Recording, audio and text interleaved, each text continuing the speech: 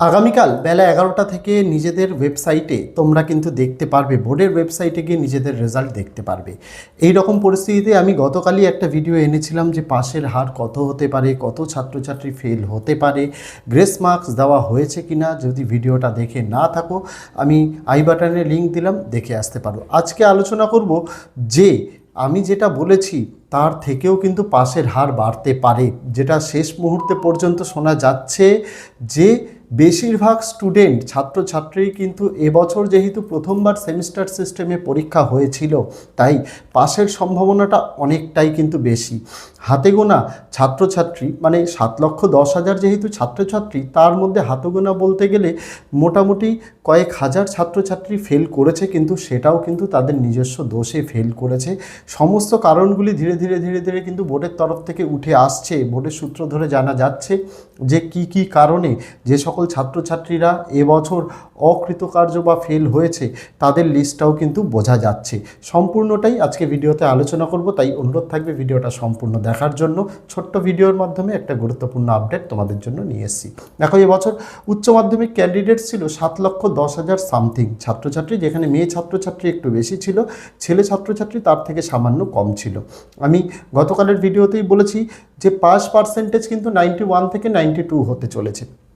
দেখো, 90% তো বিগত বছরেই ছিল, এবছর পাস পার্সেন্টেজটা বেশি হওয়ার কারণ কি, যেটা বোর্ড জানিয়েছে সেটা হচ্ছে যেহেতু এবছর সেমিস্টার সিস্টেমে পরীক্ষা হয়েছে এবং ছাত্রছাত্রীরা সেমিস্টার 3-তে, যারা বেশিরভাগ ছাত্রছাত্রী সেমিস্টার 3-তে কিন্তু পাস করেছে, কিছু সংখ্যক ছাত্রছাত্রী সেমিস্টার 3-তে সাপ্লি পেয়েছিল।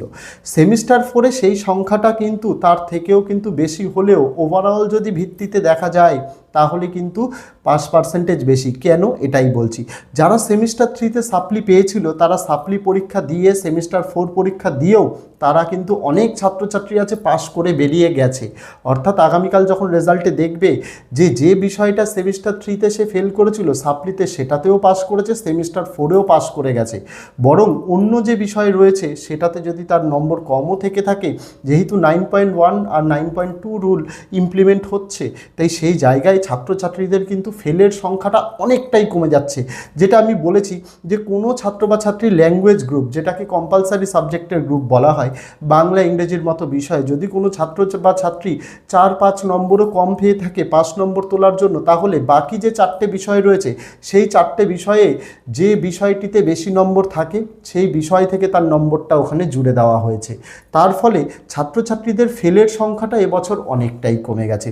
এই জিনিসটা সেমিস্টার 3-তে কিন্তু হয়নি, ফাইনাল রেজাল্টে এই জিনিসটা হয়েছে, ইমপ্লিমেন্ট করা 9.1 রুল, 9.2 রুল।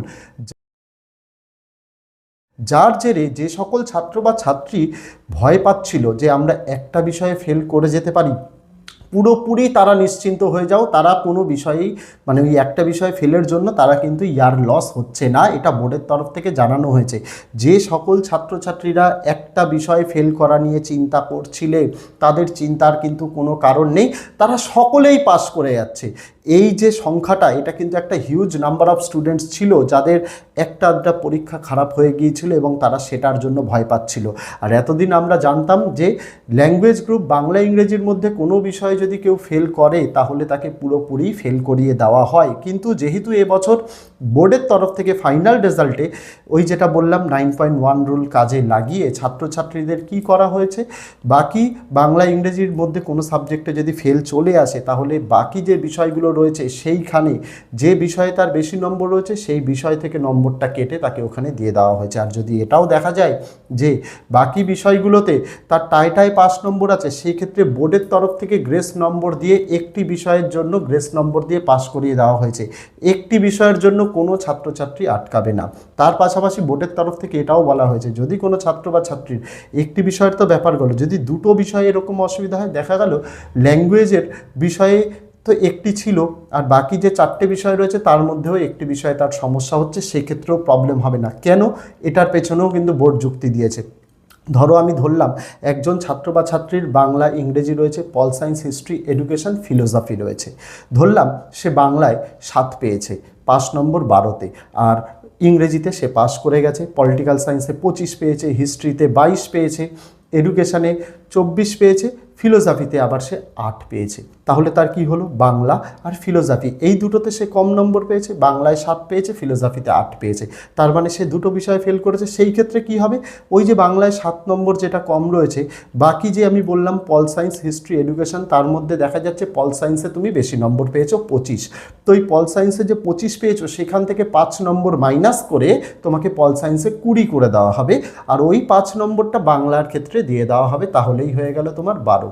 ফিলোসফির ক্ষেত্রে কোনো পরিবর্তন বোর্ড করবে না, কারণ আমরা জানি বেস্ট অফ 5-এর ক্যালকুলেশন হয়। বেস্ট অফ 5-এর ক্যালকুলেশনের ক্ষেত্রে কি হয়, বেস্ট অফ 5-এর ক্যালকুলেশনের ক্ষেত্রে একটি বিষয় অর্থাৎ বাংলা ইংরেজি বাদ দিয়ে বাকি 4টে বিষয়ের মধ্যে একটি বিষয়ে ফেল করলেও সেটা কিন্তু 4 সাবজেক্ট হয়ে যায়।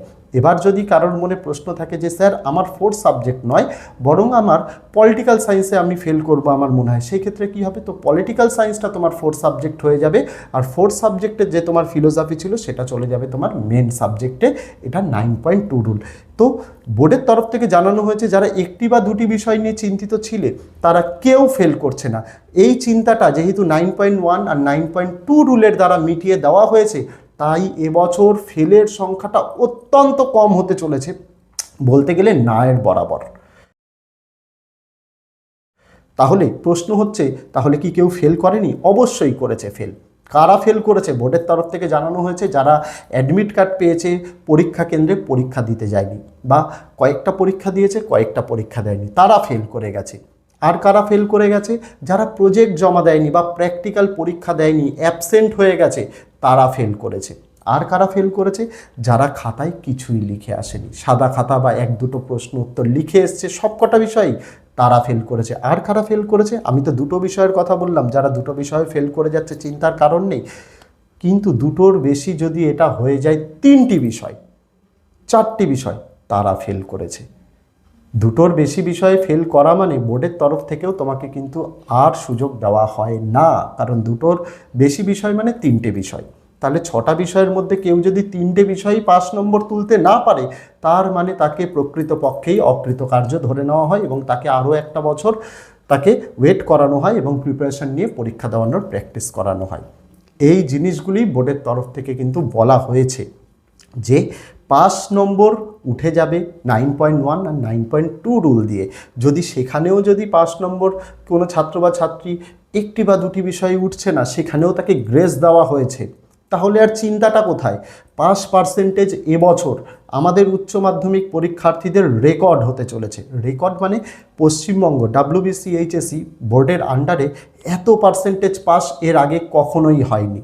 একমাত্র কোভিডের টাইমে হয়েছিল 100%, কারণ পরীক্ষাই হয়নি, কিন্তু যে কয়েকটা বছর পরীক্ষা হয়েছে তার মধ্যে এবছরটা রেকর্ড পরিমাণে 5% কিন্তু হতে চলেছে। বোর্ডের তরফ থেকে আপাতত এটাই জানা যাচ্ছে। ফেল কারা করতে পারে সেটাও কিন্তু আমি বলে দিলাম। এরপরেও যদি তোমার মনে টেনশন থেকে থাকে, তাহলে অবশ্যই তোমার হয়তো পরীক্ষা সত্যিই খারাপ হয়েছিল, কারণ বোর্ডের তরফ থেকে সম্পূর্ণ চেষ্টা করা হয়েছে তোমাদের পাস করিয়ে দেওয়ার। আপাতত ভিডিওতে এটুকুই ছিল ছাত্রছাত্রীরা। দেখা হচ্ছে তোমাদের সঙ্গে আগামী দিন অন্য কোনো বিষয়ে, অন্য কোনো ভিডিও নিয়ে। ততদিন সকলে ভালো থেকো, সুস্থ থেকো।